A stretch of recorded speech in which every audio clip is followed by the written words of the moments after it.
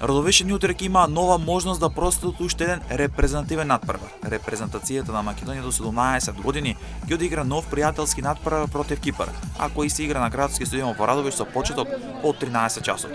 Овие две репрезентации се соочија вчера, откако Кипар со минимални 0-1 славеше над Македонија. Веќе утре Македонија ќе има нова шанса за позитивен резултат против Кипар, а Радовишани одново да следат репрезентативен фудбал.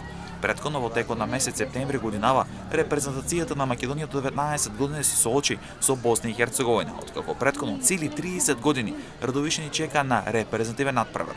Во далечната 1995 година репрезентацијата на Македонија до 21 година се соочи со Бугарија во меч кога Македонија славеше со убедливи 7-2.